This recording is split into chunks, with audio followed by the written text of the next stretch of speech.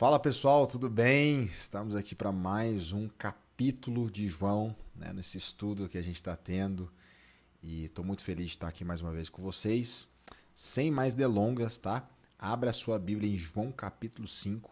Enquanto você vai abrindo aí, né, eu deixei o link do esboço aqui na descrição do vídeo, então você pode também abrir e acompanhar junto. E também não se esqueça de compartilhar esse estudo, compartilhar esse vídeo com mais pessoas. Beleza? Combinado? Então vamos aí para João capítulo 5. Abra a sua Bíblia aí. Eu já estou abrindo a minha aqui também. A partir do versículo 1. E a gente vai entrar nesse capítulo maravilhoso do livro de João. Ok? Vamos lá, deixa eu abrir também aqui o meu esboço. É isso aí. Então vamos lá. Capítulo 5, versículo 1. Passadas estas coisas, havia uma festa dos judeus e Jesus subiu para Jerusalém. Ora, existe ali, junto à porta das ovelhas, um tanque chamado em hebraico Betesda, o qual tem 5 pavilhões. Neste jazia uma multidão de enfermos, cegos, coxos, paralíticos, esperando que se movesse as águas, porquanto um anjo descia em certo tempo, agitando-a. E o primeiro que entrava no tanque, uma vez agitada a água, sarava de qualquer doença que estivesse. Estava ali um homem enfermo, que havia 38 anos. Jesus, vendo-o deitado e sabendo que estava assim há muito tempo, perguntou-lhe: queres ser curado? Olha que pergunta engraçada que Jesus faz, né, para um enfermo de 38 anos, alguém que estava naquela condição ali. E a gente tem que entender o contexto, né, daquele tanque, porque ali ficava realmente quem não tinha mais jeito, tá? É aquele que provavelmente o médico falou: olha, não tem mais solução para você, você pode ir para sua casa, você pode buscar Deus, porque agora só Deus, né? Quando o médico fala só Deus, as pessoas geralmente ficam com medo, né? Nossa, então se eu estou na mão de Deus é arriscado. Mas a gente sabe que na mão de Deus a gente sempre está seguro, é o contrário. E aquele homem estava ali, era mais um da multidão de enfermos que estava lá.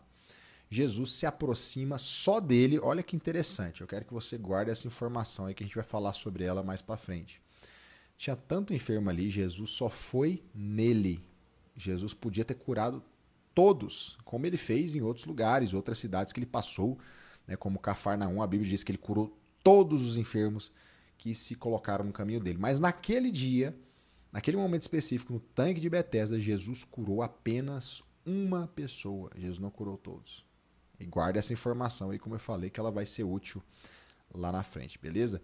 Então a primeira coisa né, que a gente precisa avaliar sobre esse texto é que Jesus vai atrás do enfermo e faz uma pergunta óbvia para um lugar cheio de enfermos terminais. Depois, é óbvio que o homem responde a pergunta, né? A pergunta que era óbvia, mas ele fala, respondeu-lhe, versículo 7.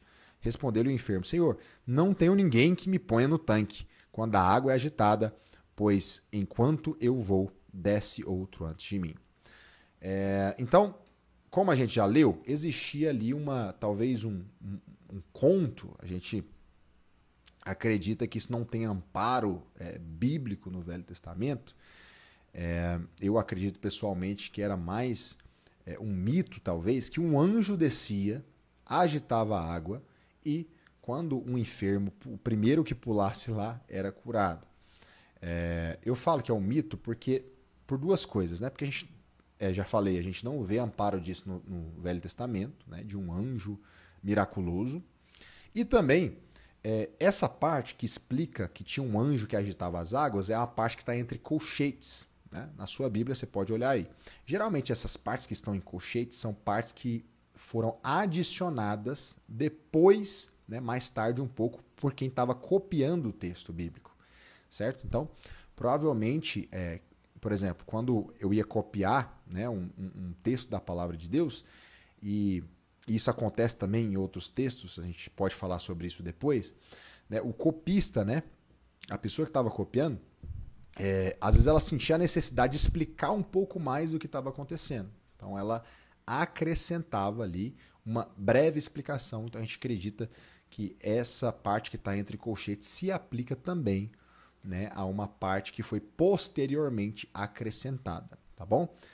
E aí, não que também, né, não seja a palavra de Deus. A gente crê que Deus está no controle de tudo, porém, esses textos que estão entre colchete, realmente a gente tem que saber que eles foram acrescentados depois por quem estava copiando de um manuscrito para o outro. Então, nos manuscritos mais antigos, essas partes com colchetes não aparecem, tá?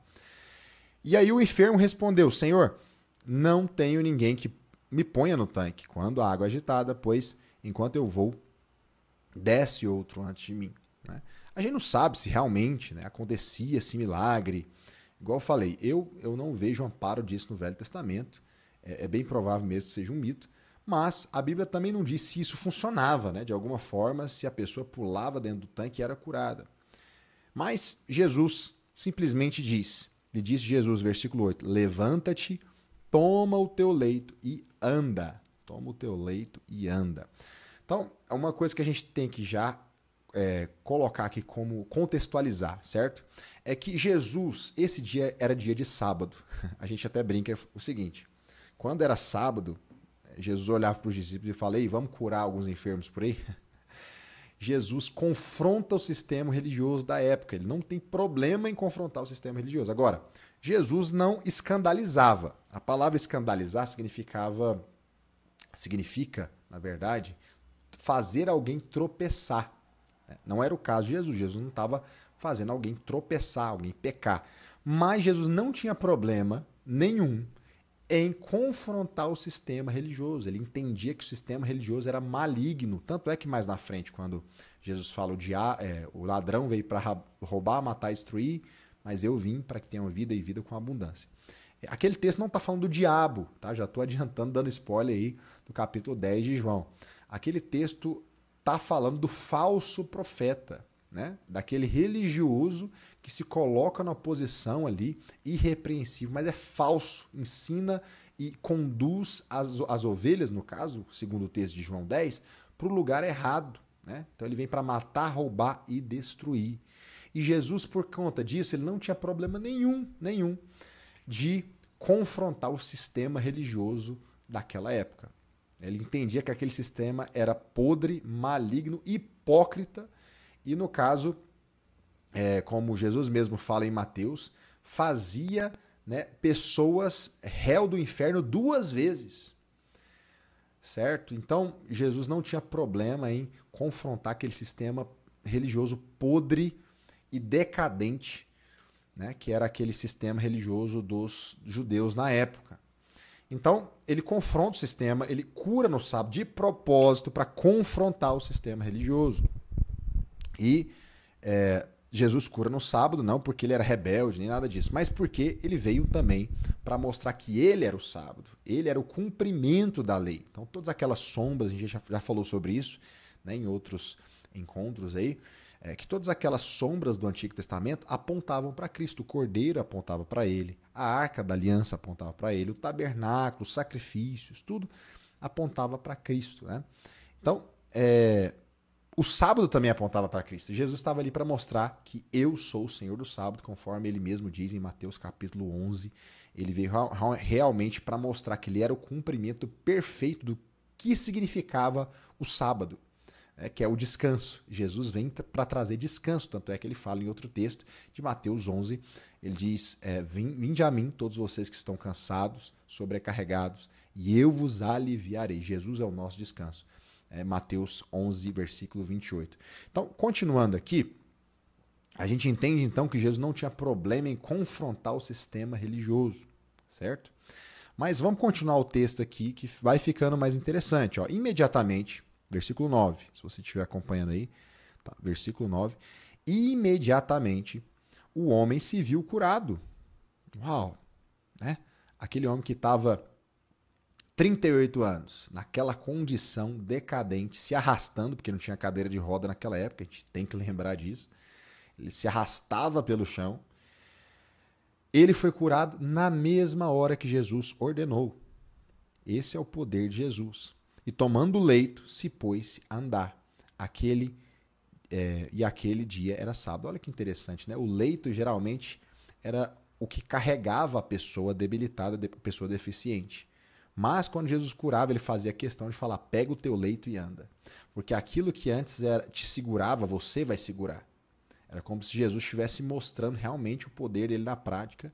Aquilo que antes foi amuleto para você, agora você vai carregar na mão. Vai ser mais um objeto que você vai levar. E versículo 10, continuando aqui, diz, por isso disseram os judeus ao que fora curado. Hoje é sábado e não é lícito carregar o leito. Olha que coisa, né? Os judeus, ao invés de olharem para aquele milagre e falar, glória a Deus, só Deus pode fazer uma coisa dessa. Né? Ao invés de olharem para Jesus como o Messias, o Filho de Deus, porque ninguém fazia as obras que Jesus fazia, não. Eles estavam mais preocupados com os rituais, com as regras. Né? Esse é o problema da religião. Deus pode estar movendo na sua frente, mas você se preocupa com os ritos. O importante é estar tudo certinho, bonitinho, e Deus está dentro da sua caixinha, né? Enfim, continuando aqui, versículo 11. Ao que lhes respondeu, o mesmo que me curou me disse, toma o teu leito e anda. Então, uma coisa que a gente tem que entender também, e a gente vai ver isso um pouco mais para frente, é que é possível você experimentar o poder de Deus, é possível você ser curado, é possível você ter contato com o poder de Jesus, mesmo assim não conhecer Jesus. Porque olha o que ele diz, esse homem, que lá no versículo 12, os fariseus perguntam para ele, quem é o homem que te diz, toma o teu leito e anda? Mas o que fora curado, versículo 13, mas o que fora curado não sabia quem era, porque Jesus havia se retirado por haver muita gente naquele lugar. Que coisa triste, né?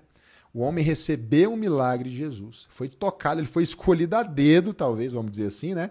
Porque tinha tanta gente ali, só ele foi curado, mas ele não sabia quem o tinha curado. Tem tanta gente hoje nas nossas igrejas que experimentaram um milagre, uma bênção, né? Mas não conhecem Jesus. Isso é triste, porque Jesus mesmo diz em Mateus 7 que muitos dirão Senhor, Senhor, mas em teu nome, né? Naquele dia ele vai falar, eu não vos conheço. Essa palavra conhecer, a gente tem que entender que não é o conhecer da mente, né? Não é o conhecer do raciocínio, do entendimento humano. É o conhecer do relacionamento. Então, aquele homem não conhecia Jesus. E aí, vamos avançando aqui. Hoje eu quero ser um pouco mais rápido. E olha o versículo 14 ao 16. Vamos ler mais essa parte aí. Mais tarde, versículo 14. Mais tarde, Jesus o encontrou no templo e lhe disse, olha que já estás curado. Não peque mais, para que não te suceda coisa pior. Fica a dica, né?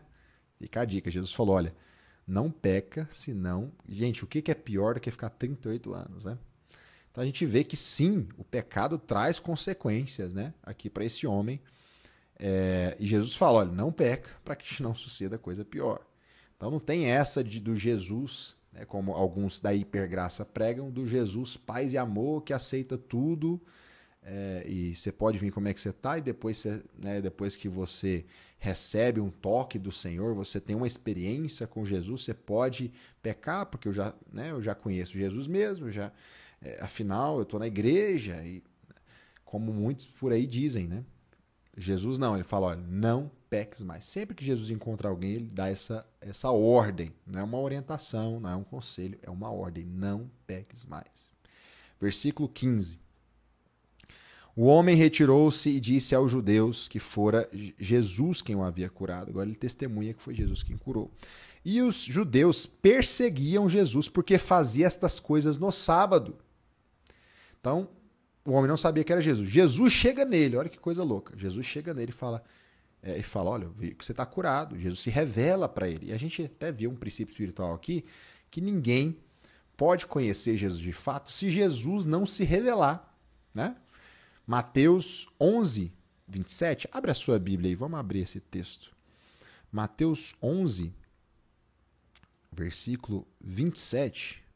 Olha o que a Bíblia diz. Tudo me foi entregue por meu Pai. Ninguém conhece o Filho senão o Pai, e ninguém conhece o Pai senão o Filho, e aquele a quem o Filho quiser revelar. Ou seja, quem tem o poder de revelar, de se revelar e revelar ao Pai, é o próprio Jesus. Se a gente quiser conhecer a Deus pelo nosso esforço, a gente não vai conhecer. É só o Senhor que pode se revelar a nós. Você pode saber tudo de Bíblia, você pode ter todo o conhecimento do mundo, mas é somente Jesus que pode te abrir os seus olhos espirituais. Né? Isso é poderoso. Então Jesus se aproxima dele, fala, olha, eu vi que você está curado. Aquele homem, então, ele tem uma nova experiência com Jesus. Ele tinha tido uma experiência de cura, agora ele tem uma experiência de conhecer quem o curou. Né? Ele não sabia quem tinha curado. E ele falou para os judeus, olha, foi Jesus, né? Foi aquele homem que me curou. E os judeus perseguiam Jesus. Agora, uma pausa aqui. Você acha que Jesus não sabia que tudo isso ia acontecer? Você acha que Jesus não sabia que essa perseguição viria sobre ele? Você acha que Jesus não sabia que curando no sábado ele estava mexendo num vespeiro ali? Com certeza Jesus sabia. Mas por que Jesus faz essas coisas, né? A gente vai ver um pouco mais para frente. Versículo 17. Olha o que Jesus diz. Mas ele lhes disse, meu pai trabalha até agora e eu também trabalho. Uau, isso aqui é poderoso. Vamos lá. Primeira coisa, meu pai. Só disso aí, você vai ver que agorinha os discípulos vão ficar assim, abismados. Porque quando Jesus fala, para a gente é normal chamar Deus de pai, mas quando você lê o Velho Testamento, você vê que ninguém chamava Deus de pai. Deus, no máximo, era pai da nação de Israel, né, num sentido mais genérico. Mas um ser humano, um indivíduo, falar que era o próprio Filho de Deus era considerado pelo sistema religioso uma blasfêmia. Uma blasfêmia. Então Jesus fala, meu pai. Uau. Por que isso é tão sério? E por que isso deixava assim os judeus com o cabelo em pé? Porque quando você fala que o seu pai é Deus, você está falando, de certa forma, né? Eles entendiam isso, que você é da mesma natureza de Deus, o que é verdade no caso de Jesus, né? Porque ele realmente é Deus e ele tem a natureza do pai, ele é consubstancial ao pai. A gente já viu isso lá no nosso primeiro capítulo, né? Então, o verbo estava com Deus e o verbo era Deus. Agora, isso deixou os fariseus irados. Isso deixou os religiosos irados. Olha o que vai acontecer aqui. E agora eu quero chamar a sua atenção para o versículo 18. Talvez esse versículo 18 e o 19 sejam os mais importantes e centrais desse capítulo inteiro. Tá? Lembra que lá no começo a gente falou que os sinais apontavam para uma mensagem? Então o sinal aqui, por incrível que pareça, por mais poderoso que seja, Deus curou um paralítico, mas não é o mais importante. O mais importante é essa mensagem que Jesus quer trazer agora. Entendeu o que eu estou dizendo? Então esse sinal aponta para uma mensagem. Todo sinal no livro de João, vai apontar para uma mensagem por detrás dele. E aí Jesus começa a falar. Olha o versículo 18. Por isso, pois os judeus ainda mais procuravam matar Jesus.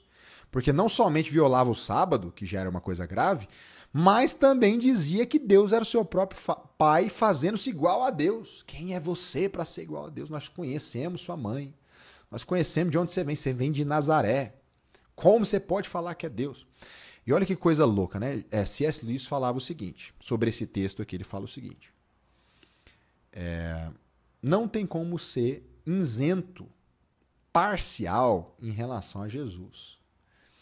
Ele falava isso para os ímpios, o seguinte, C.S. Lewis falava o seguinte, olha, você não pode dizer que Jesus é simplesmente um homem bom. Sim, ele era um homem bom, mas você não pode dizer que ele só foi um homem bom. Não. Porque de três uma, ou Jesus era louco, né? E tem um monte de louco aí falando que é Deus, que é Napoleão, que é não sei quem, que é rei, que é poderoso. Ou Jesus era mentiroso, né?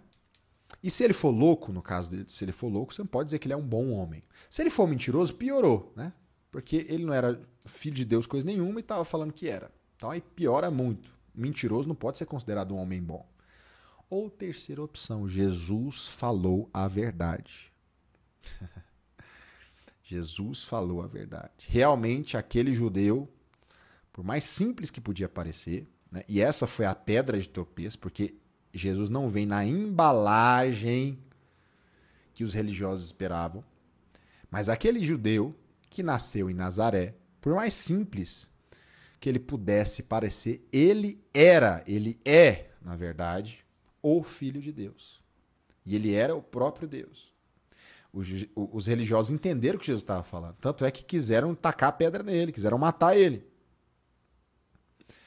Aí do versículo 19, Jesus fala o seguinte, olha só. Vamos ler aí. Aliás, antes do versículo 19, vamos lembrar que Jesus curou apenas uma pessoa num lugar cheio e saiu. Né? Isso mostra o seguinte, Jesus fala assim, né? Eu trabalho até agora, meu pai trabalha até agora e eu também, certo? E aí a gente vai avançando nesse raciocínio, a gente vê o seguinte, que Jesus ele não segue um padrão de funcionamento. Porque olha o versículo 19. Então lhes falou Jesus, em verdade vos digo que o filho nada pode fazer de si mesmo. Ou seja, Jesus se negou a si mesmo, que está em linha lá com Filipenses 2, que ele abriu mão da sua glória, se fez em figura humana, em forma de servo, e esvaziou-se de si mesmo, assumindo a morte, né, até a morte e morte de cruz. Isso tem tudo a ver, porque ele fala, ó, eu nada, o filho nada pode fazer de si mesmo, senão somente aquilo que vira o pai fazer, porque tudo que este fizer, o filho também semelhantemente o faz. Agora vamos parar nesse ponto aqui, porque ele é muito importante, tá?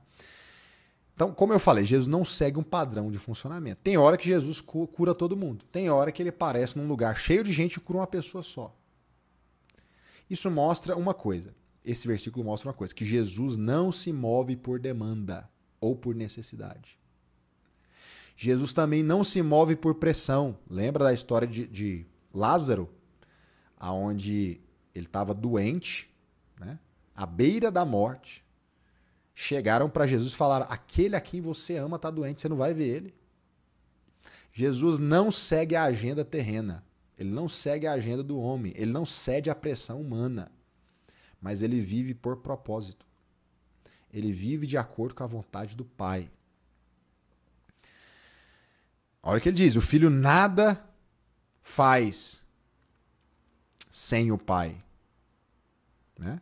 E ele só vê aquilo que vê o Pai fazer. Sabe por que isso serve de lição para nós? Porque Jesus é o Filho perfeito, ele é o protótipo e nós também hoje somos filhos de Deus. Nós não somos deuses, Jesus é Deus, nós não somos, óbvio. Mas nós somos filhos de Deus, ou seja, nós carregamos a natureza do Pai em nós. Sabe o que isso fala para nós? Porque Jesus, como nosso exemplo também, que nós precisamos sim ser imitadores de Cristo, o propósito final de Deus, de acordo com Romanos 8:29, é nos fazer semelhantes a Cristo, ao primogênito. É muito importante que a gente entenda o seguinte, o filho não faz nada para Deus, mas ele se envolve no que Deus está fazendo. Ao invés de buscarmos fazer algo para Deus, precisamos entender o que Deus está fazendo e fazer junto com ele. Entendeu o que eu falei? Deus não abençoa, ele não se agrada daquilo que eu faço para ele. Mas Deus se agrada quando eu me envolvo naquilo que ele está fazendo. E Jesus vem para nos ensinar qual que é o padrão de ser filho de Deus. Qual que é o padrão de ser filho de Deus? Qual que é o padrão de trabalhar para Deus? Né? Porque ele falou, o filho trabalha.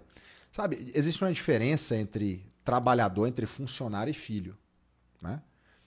Quando você é funcionário, você trabalha em troca de um salário. Quando você é filho, você serve por amor. Certo? Porque o mais importante é o relacionamento, depois vem o trabalho. Mas o trabalho é importante também. Então, a gente entende o seguinte, que o filho, pensa se o seu filho, né, você que tem filho, pensa se o seu filho agisse como um funcionário. Exigisse férias, 13º, que coisa estranha, né? Porque todo trabalho tem como ponto de partida um relacionamento. Se não temos comunhão com Deus e trabalhamos, viramos ativistas, viramos religiosos, viramos fariseus, no mau sentido da palavra mesmo. Porque Deus não nos chama simplesmente para trabalhar para Ele. Deus nos chama para fazer a vontade dEle, por amor. É isso que Jesus está falando. Olha, quando eu vejo meu pai fazendo alguma coisa, eu faço exatamente o que ele está fazendo. Eu não faço o que eu quero. Quantas vezes a gente entra na faculdade e depois pede Deus para abençoar a faculdade que a gente escolheu, né? Quantas vezes a gente toma decisão, depois só fala, Deus, abençoe a decisão que eu tomei. Mas não, não, não. A nossa oração deveria ser desde o princípio, Deus, o que o Senhor está fazendo? E como eu posso me envolver naquilo que o Senhor está fazendo? Entende? É diferente. Porque quando a gente vive uma vida onde a gente faz o que quer e simplesmente a gente pede a aprovação de Deus, Deus assina aquilo que eu fiz. Sabe, a gente está vivendo para nós mesmos, nós não estamos vivendo o Evangelho. O Evangelho consiste em fazer a vontade do Pai. O Evangelho é cristocêntrico. Não é sobre mim, não é sobre você, não é sobre o que você quer. É sobre a vontade do Pai e sobre aquilo que Ele está fazendo hoje na Terra. Uau! Enfim, medita sobre isso aí. Eu poderia ficar nesse versículo tanto tempo, né? Mas a gente tem que avançar e terminar aqui. Então, precisamos nos envolver naquilo que o Pai está fazendo. E não simplesmente fazer uma coisa para o Pai. Não simplesmente ser ativista. Mas, continuando aqui, versículo 20, Jesus continua esse mesmo raciocínio, porque o Pai ama o Filho. É o que eu falei. O trabalho não é motivado por ativismo, né? Não é motivado por medo, mas é motivado por amor. O Pai ama o Filho e lhe mostra tudo o que ele faz. Sabe, Jesus é o Filho de Deus, mas nós também somos o Filho de Deus. A gente tem que olhar para esse texto com certeza, né? Com temor, vendo Jesus, vendo Cristo, mas também isso serve para nós. O Pai sempre mostra aquilo que ele faz. A questão é se a gente está perguntando o que ele está fazendo. E a gente descobre isso na oração. É na oração que o nosso coração é alinhado com o coração do Pai. É na leitura da palavra que o nosso coração é alinhado com o coração do Pai. E maiores obras, continuando aqui o 20, maiores obras do que estas lhe mostrará para que vos maravilheis. Deus sempre quer mostrar o que ele está fazendo. A questão é se paramos para conhecer o coração do Pai. A oração é o lugar onde Deus revela o que está fazendo. Amém? Vamos continuar aqui então, versículo 21. Pois assim como o Pai ressuscita e vivifica os mortos, assim também o Filho vivifica aqueles a quem quer. Então, olha só. O Pai, ele cria, ele planeja. O Filho executa. Será que nós temos executado aquilo que o Pai planejou? Como diz em Efésios 2, versículo 10, porque nós fomos criados para as boas obras, as quais Deus de antemão preparou para que andássemos nelas. O cristianismo não é sobre fazer qualquer coisa. Existe um caminho muito bem traçado para nós, tanto coletivamente quanto individualmente. Deus estabeleceu obras para nós fazermos. Nós precisamos, então, como Jesus, né, executar aquilo que o Pai planejou para nós. E ele continua, versículo 22, o Pai ninguém julga, o Pai a ninguém julga, mas ao Filho confiou todo o julgamento. Então, Jesus, ele é o juiz supremo. Se você abrir a sua Bíblia aí, lá em Romanos 5, 9, olha o que a Bíblia diz em Romanos 5, versículo 9. Logo, é esse versículo mesmo? Tá, é esse versículo mesmo. Logo, muito mais agora, sendo justificados pelo sangue, seremos por ele salvos da ira. Então, o que esse versículo está dizendo? É porque a gente tem que entender que a gente não foi salvo do inferno em primeiro lugar. A gente não foi salvo do diabo, das mãos do diabo. Sim, fomos salvos também. Mas, em primeiro lugar, a gente foi salvo da ira de Deus. Tá? Da ira de Deus. O que é a ira de Deus? A ira de Deus não é como a nossa raiva humana. A nossa raiva humana é carnal e geralmente motivada por rancor, por alguém que pisou no seu pé. Geralmente, a nossa ira humana é pecaminosa, foi manchada pelo pecado. Mas a ira de Deus, não. A ira de Deus é simplesmente Deus reprovando aquilo que não está em linha com a santidade dele. Então, quando a gente fala que Deus é bom, alguns falam assim, Deus é bom, mas ele também é justo. Não, não tem mas. Porque ele é bom, ele é justo. Você já viu alguém que não é justo ser bom? Entende o que eu estou falando? Então, como ele é bom, ele tem que punir o mal. Então, como nós éramos maus, sim, nós estávamos debaixo da ira de Deus. Nós éramos filhos da ira como também os demais, de acordo ali com Efésios capítulo 2, se não me engano, versículo 3 e 4, fala sobre isso. Que nós éramos filhos da ira. Então, Jesus nos deu uma chance. Jesus nos deu, mais do que uma chance, Jesus nos deu graça. Porque pela graça nós somos salvos mediante a fé. Isso não vem de nós, é dom de Deus. Mas mediante a fé. Essa salvação é só através da fé. Qual que é o julgamento agora? Ele falou que o filho, né? O filho se tornou o juiz. Né? O pai a ninguém julga, mas ao filho confiou esse julgamento. O que Jesus julga? Jesus julga se a pessoa que está diante dele creu ou não. Em outro texto, Jesus fala, aquele que crê tem a vida eterna, mas aquele que não crê, sobre essa pessoa permanece a ira de Deus. Entende? Então, olha só, a gente tem que entender que não tem dois tipos de raça nesse mundo, os salvos e não salvos, é só isso. Tá? Tem aqueles que creram no Filho de Deus e aqueles que não creram no Filho de Deus. Não tem um intermediário, não tem um purgatório, não tem um meio termo. E quem é o juiz disso? Jesus. Porque o Pai confiou esse julgamento ao Filho. Ele é o juiz de todas as coisas. E ainda indo, né, para esse raciocínio, versículo 23, vai dizer assim, ó, a fim de que todos honrem o Filho do modo porque honram o Pai. Quem não honra o Filho também não honra o Pai. O que Jesus está dizendo aí? É impossível servir a Deus sem Jesus. Jesus está tacando o dedo na cara dos fariseus e falando o seguinte, olha, vocês ficam falando aí que vocês servem a Deus, vocês são servos de Deus, mas deixa eu te falar, sem mim, você não pode servir a Deus. Ele fala lá no capítulo 14, versículo 6, desse mesmo livro de João, eu sou o caminho, a verdade e a vida, ninguém vem ao Pai senão por mim. Você pode reparar uma coisa, as pessoas não se importam quando você fala sobre Deus no mundo, mas quando você fala sobre Jesus, as pessoas vão torcer o nariz. Por quê? Por quê? Porque embora algumas pessoas dizem que creem em Deus, mas Jesus é ofensivo. Falar de Jesus muitas vezes pode ser ofensivo, porque Jesus é o Salvador, é o Redentor. E é ofensivo para alguém que é soberbo ter que confessar, ter que admitir que ele precisa de salvação. Entende o que eu estou dizendo? Então, olha só. É impossível servir a Deus sem Jesus. Tem gente aí falando que serve a Deus.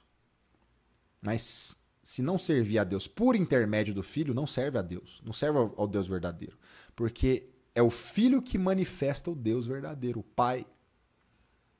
Quem não honra o Filho, não honra o Pai.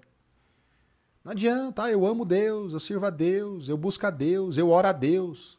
Peraí, você está orando a Deus em nome de Jesus? A gente acha que o nome de Jesus é só uma palavra mágica, né? Só uma palavra mágica, assim, onde eu falo o nome de Jesus é como se fosse abracadabra. Mas não. O nome de Jesus é a nossa jurisdição, é a nossa procuração para nos achegar ao Pai. Só podemos nos achegar ao Pai através do Filho. Por isso que você vai ver que Paulo, nas suas cartas, Pedro, todos os apóstolos, falam em Cristo Jesus repetidas vezes, porque tudo é por meio de Cristo, é em Cristo, é nele, por meio dele. Já não há condenação para aqueles que estão em Cristo. Quem tentará acusação para aqueles que estão em Cristo? Quem nos separará do amor de Cristo? Né? Já não há condenação para aqueles que estão em Cristo. Jesus falou, sem mim nada podeis fazer, permanecer em mim. É o tempo inteiro falando nele, por meio dele, para ele. Porque tudo é por meio de Cristo, não tem nada fora dele, não tem como servir a Deus fora do Filho. Entende o que eu estou dizendo? Então, olha só, imagina uma mulher grávida, né? Imagina uma mulher grávida. E aquela mulher grávida se torna a rainha da Inglaterra, só um exemplo, tá? Quando aquela mulher senta no trono, quem vai estar sentado junto com ela? o bebê, o feto, não é isso? Quando aquela mulher come, quem vai estar comendo, né, junto com ela? O feto, a criança, o bebê. Da mesma forma que esse bebê está dentro da mulher, nós estamos dentro de Cristo. De forma com que, quando Cristo se assenta nas regiões celestiais, nós também estamos assentados juntamente com Ele. Efésios 2:6. Depois você abre aí na sua Bíblia. Por isso que a Bíblia fala que nós somos co-herdeiros com Cristo. Por quê? Porque agora, de certa forma, tudo que é de Cristo, né? Tudo que é herança para Cristo Jesus, também é coherança para nós. Nós estamos em Cristo. Porque só é possível se achegar a Deus por meio do Filho. Vamos avançar aqui, que esse assunto ele é muito bom, mas temos versículos. Depois a gente pode falar mais disso lá no capítulo 15, que Jesus da videira verdadeira, né? Mas vamos avançando aí. Versículo 24. Em verdade vos digo, quem ouve a minha palavra e crê naquele que me enviou tem a vida eterna. Não entra em juízo, mas passou da morte para a vida. Então, alguns vão ressuscitar na volta de Jesus, né? Para a vida eterna. Mas outros vão ressuscitar, né? Eu creio que no fim do milênio, para serem entregues à ira de Deus. É como eu falei. Todo mundo vai ressuscitar, tá? A gente tem que entender isso. Não é só os crentes, né? Os santos. Não. Os cristãos. Todos vão ressuscitar, inclusive os ímpios. Tá? Ah, mas para que eles vão ressuscitar? Para depois ir para o inferno? Sim, porque Deus é justo e ele vai dar a sentença. Tá? Ele vai mostrar o motivo pelo qual eles não foram aprovados diante do critério de Deus. E o critério de Deus a gente sabe que é Cristo. Certo? Então, alguns vão ressuscitar, né, para a vida eterna, em alegria, para um corpo glorificado. Outros vão ressuscitar para a morte eterna. E aí o versículo 25 ele explica um pouco mais, versículo 25 ao 27, eu vou ler tudo de uma vez, tá? Em verdade vos digo que vem a hora e já chegou que os mortos ouvirão a voz do Filho de Deus, e os que ouvirem viverão. Ele está falando de mortos literalmente? Não, ele está falando de mortos espirituais, tá? Porque como diz Efésios capítulo 2, versículo 1, que antes ele nos deu vida estando nós mortos em nossos delitos e pecados. Ah, mas como assim? Eu não entendo essa questão de morto, né? Porque realmente o nosso corpo está vivo. Nós que estamos aqui nessa terra ainda. Mas sem Deus o nosso espírito estava morto, sim. A gente não tinha comunhão com Deus. Morte na Bíblia não é simplesmente essa morte física, tá? Morte é tudo que é separação de Deus. Tudo que é separação de Deus é morte. Inclusive, essa carne nossa, ela está morta de certa forma, porque ela está em inimizade com Deus. Né? Romanos 8 fala isso, que os que estão na carne estão em inimizade contra Deus. Então, por isso que Deus vai nos dar um novo corpo, um corpo glorificado. Não tem jeito mais para esse corpo aqui, não tem jeito mais para essa carne, tá? Ela está morta nesse aspecto, porque ela está separada de Deus. E o nosso espírito também estava separado de Deus, mas ele nos vivificou, como fala em Efésios 2. E aí, ele fala, né? Os mortos ouvirão a voz do Filho de Deus e os que ouvirem viverão. Porque assim como o Pai tem a vida em si mesmo, assim concedeu o Filho ter vida em si mesmo. E lhe deu autoridade para julgar, porque é o Filho do homem. Jesus tem a autoridade dada pelo Pai. Aqui é uma citação de Daniel 9, versículo 9. Vamos ler. Hoje a gente está lendo muito a Bíblia, né? Mas é importante que a gente entenda mesmo, é um estudo aqui, é importante que a gente entenda a palavra de Deus. Olha só. Daniel 9:9 diz: Ao Senhor nosso Deus pertence a misericórdia e o perdão, pois nos temos rebelado contra ele. E não obedecemos à voz do Senhor nosso Deus para andarmos nas suas leis, que nos deu por intermédio dos servos, os profetas. Então, olha só. Aqui é uma referência a esse texto, tá? Jesus está falando o seguinte: aquele que ouvir a voz do Filho vai receber a vida em si mesmo. E não só isso, mas o Filho, além da vida, ele tem a autoridade, versículo 27, para julgar, porque ele é o Filho do homem. Engraçado, né? A gente falar de Filho do homem, porque tem hora que Jesus fala que ele é Filho de Deus, tem hora que ele fala que ele é Filho do homem, exatamente por isso. Ele é Filho de Deus, ele pode pegar na mão de Deus, mas ele é Filho do homem, ele pode pegar na mão do homem, ele pode fazer essa ponte, maravilhosa e eterna. Só Cristo pode fazer isso, porque só ele é filho de Deus e filho do homem ao mesmo tempo. Amém? Ele sim, ele é filho de Deus, ele é o próprio Deus, mas ele nasceu da semente do homem. Ele nasceu da semente não pecaminosa do homem, né? Mas ele se fez carne, ele habitou entre nós. Então é poderoso a gente pensar isso. Ele tem autoridade nos céus e na terra, porque Salmo 115 diz que a terra Deus deu aos filhos dos homens. Ele tem autoridade no céu, mas ele também tem autoridade por direito, porque ele é o segundo Adão, como Paulo também fala.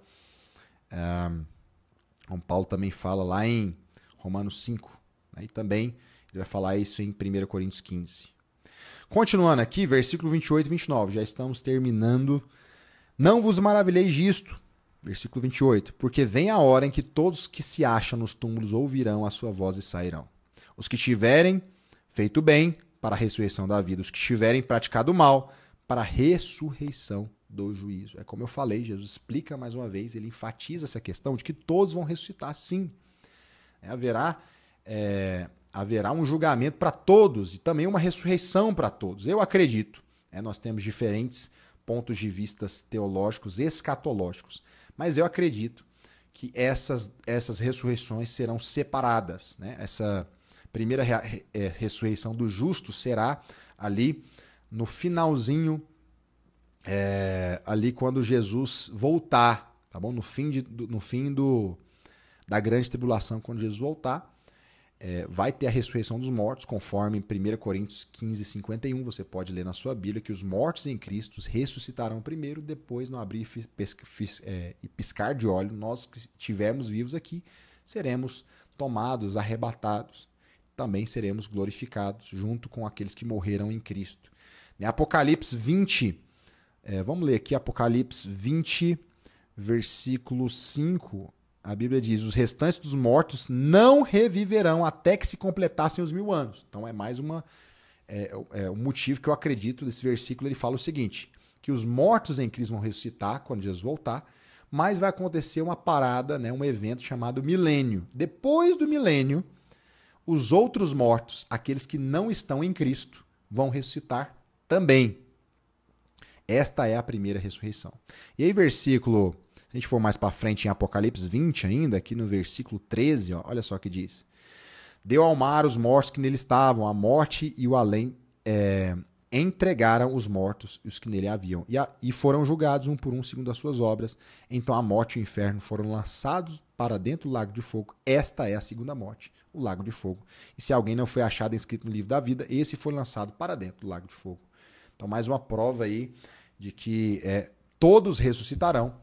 E alguns serão salvos, outros serão lançados no lago de fogo para perdição eterna. E glória a Deus, né, que não estamos dentre esses. Eu espero que você também não esteja. Eu espero que você esteja em Cristo, né, para desfrutar da eternidade com Deus. Aleluia. Então vamos aí para a reta final. Vamos para a reta final aqui. Lembrando que o esboço está aqui embaixo na descrição, tá? Você pode depois ver para você tomar nota e também rever o conteúdo, que é muito importante, né? Você está repetindo para fixar. Versículo 30 diz assim, eu nada posso fazer de mim mesmo na forma porque ouço, julgo. Apesar de Jesus ter falado, né, o julgamento é meu, Pai me deu. Mas eu não faço nada de mim mesmo da forma que ouço, julgo. O meu juízo é justo, porque não procura a minha própria vontade, e sim daquele que me enviou. Jesus se esvaziou totalmente. Se você for contar nada, não, aparece várias vezes nesse texto. É a prova de que realmente ele se esvaziou, assumindo a forma de servo, né? E também nos mostra como é um exemplo de viver para Deus. Precisamos nos esvaziar. Nossa glória está em Cristo. Nossa glória não está naquilo que a gente conquista aqui nessa terra, no quanto a gente tem de conhecimento. Se Jesus, que é Deus, falou isso, né, nos dias da sua encarnação, que eu nada faço de mim, quanto mais nós, né? Quem somos nós para achar que a gente é alguma coisa? Versículo 31. Se eu testifico a respeito de mim mesmo, meu testemunho não é verdadeiro. Isso entra em linha, né, porque era costume, e tinha até no Velho, tanto no Velho quanto no Novo Testamento, que o testemunho, para ele ser validado, ele tinha que ser com no mínimo 2 ou 3 testemunhas. Jesus não poderia simplesmente chegar falando, né, eu sou o Filho de Deus. Né? Mas a gente vê que, primeiro, João testemunha sobre ele, este é o Cordeiro de Deus, e depois o próprio Deus, por 3 vezes, por 3 ocasiões, pelo menos, que está na Bíblia, a gente vê que Deus rasga os céus e fala, este é o meu Filho amado. Tá? Então, a gente vê, por exemplo, lá no Jordão, a gente vê também em João, um pouco mais para frente ali, João, se eu não me engano agora, capítulo 11, Deus também fala lá do céu, esse é o meu Filho amado. E também lá no Monte da Transfiguração, em Mateus 17, Deus também, Deus Pai fala, esse é o meu Filho amado. E a ele ouvi, ao lado de Moisés e Elias. Né? Então, quem testificava, ele vai falar o seguinte, ó, outro é o que testifica ao meu respeito, e eu sei que é verdadeiro o testemunho que ele dá sobre mim. Ou seja, é o Pai que testifica sobre mim, é o Pai que está falando que eu sou filho de Deus. Não é só eu que estou aqui sendo presunçoso. Não, o Pai está respaldando o que eu faço. Olha essas obras que eu estou fazendo. Olha a voz que foi dita do céu ao meu respeito. É o que Jesus está falando, é isso. Mandastes mensageiro, versículo 33, mandastes mensageiro a João, e ele deu testemunho da verdade. Eu, porém, não aceito testemunho humano. Digo-vos, entretanto, essas coisas para que sejais salvos. Então, ou seja, Jesus está falando o seguinte, olha, eu nem precisava do testemunho humano de João, mas estas coisas aconteceram para que se cumprissem as profecias e para que vocês tivessem a oportunidade de serem salvos. Por isso que Deus enviou João, porque ele era a voz que clamava no deserto.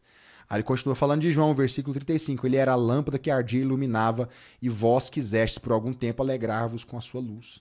Então, João veio para trazer clareza. Clareza de quê? Mesmo João sendo um ser humano, como qualquer outro, ele foi instrumento para trazer clareza a respeito do Messias, para que as pessoas cresçam no Filho de Deus. Mas, versículo 36, mas eu tenho maior testemunho. Eu tenho o testemunho de João, que é o testemunho não apenas de João, mas o testemunho da profecia. Porque a gente tem que entender que João ele não veio do nada, né? João ele veio como um cumprimento de uma profecia de Isaías. Mas Jesus fala, eu tenho um testemunho que é maior do que esse de João. Porque as obras que o Pai me confiou para que eu as realizasse, essas que eu faço testemunho ao meu respeito, de que o Pai me enviou. Ou seja, olha os milagres, olha os sinais que ele está fazendo. Ninguém fez tantos sinais como Jesus. Na Bíblia inteira, você pega Moisés, Elias, junta todo mundo, todos os profetas, ninguém fez tanto. Você juntar todos não dá o tanto de milagre que aconteceu quando Jesus estava aqui. Então, isso era uma prova cabal também que Jesus era enviado do Pai. Versículo 37, o Pai me enviou. Esse mesmo é que tem dado testemunho de mim. Jamais tendes ouvido a sua voz, nem visto a sua forma.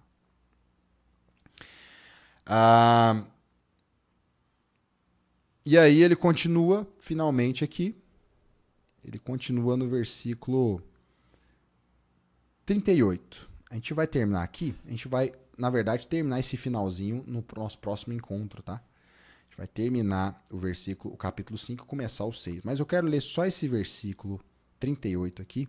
Também não tendes a sua palavra permanente em vós, porque não credes naquele que me enviou. Examinais as escrituras porque julgais ter nelas a vida eterna. E são elas mesmas que testificam de mim. Ou seja, essas escrituras aí que vocês acham que vão trazer a vida eterna, e estão certo que vai trazer mesmo, mas elas mesmas testificam de mim. A gente vê a cegueira do povo judeu a respeito de Cristo. Né? Jesus estava ali, na cara deles. Jesus estava ali, todas as profecias se cumprindo. Né? Um alinhamento profético assim que não era possível não ser ele. Jesus cumpriu todas as profecias. Mesmo assim, eles estavam cegos espirituais. A gente vai continuar falando disso na semana que vem, mas eu quero agradecer você, muito obrigado. Tá? Anote, faça anotações, estude e próxima segunda a gente está firme aí no nosso estudo. Então vamos permanecer, vamos até o final do Evangelho de João, esse evangelho maravilhoso, e que Deus abençoe você. Pegue aí abaixo o esboço, tá bom? E também compartilhe esse vídeo, compartilhe toda essa playlist que eu estou montando aqui, esse estudo, com pelo menos aí 2, 3 pessoas. Beleza? Tamo junto, que Deus abençoe você e até a próxima.